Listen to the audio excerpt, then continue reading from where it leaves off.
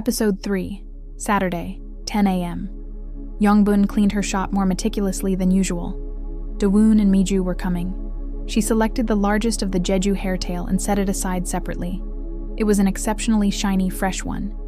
Youngbun carefully cleaned the hairtail. She cut it into bite-sized pieces and thoroughly removed the guts.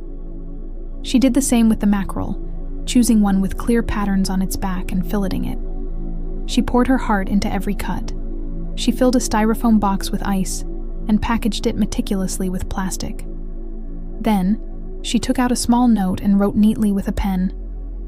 "For Dawoon, who used to love this taste. Grill it gently and enjoy."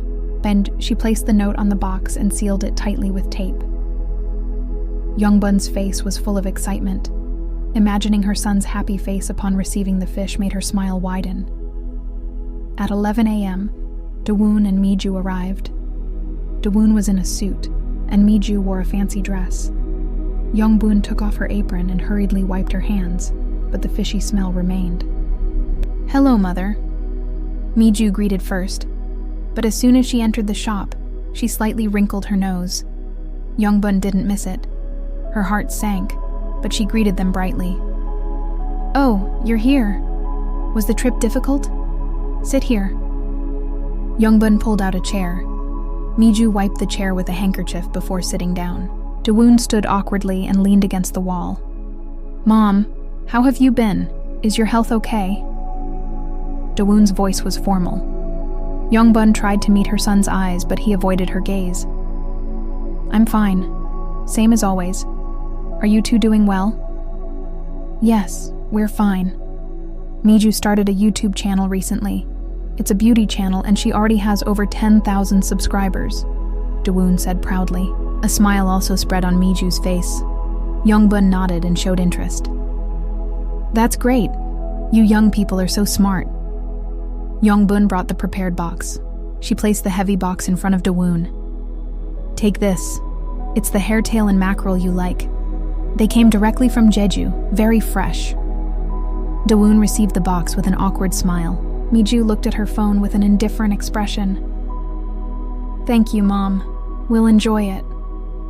Youngbun pointed to the note on the box.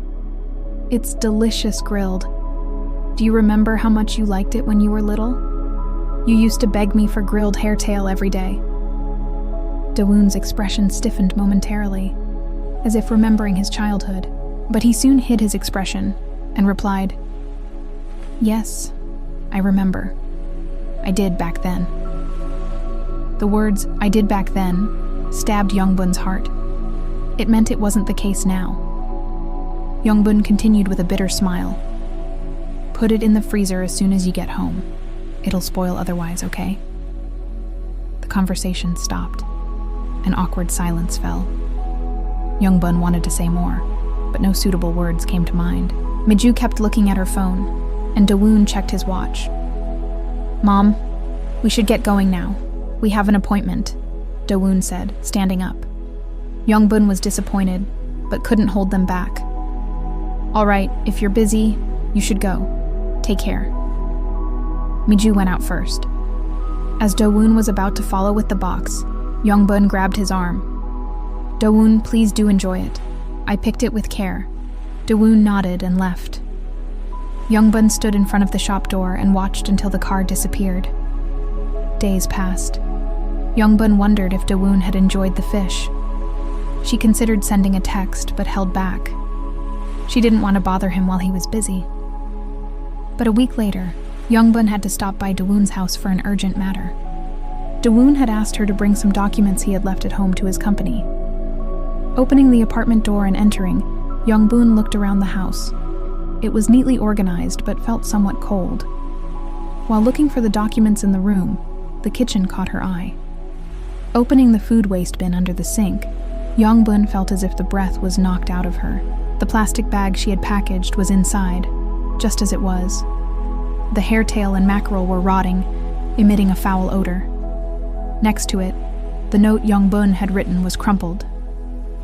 Youngbun's legs gave way, and she sank to the floor. Tears welled up, but she held them back. With trembling hands, she closed the trash bin lid, and she whispered softly, You threw it away because it smells.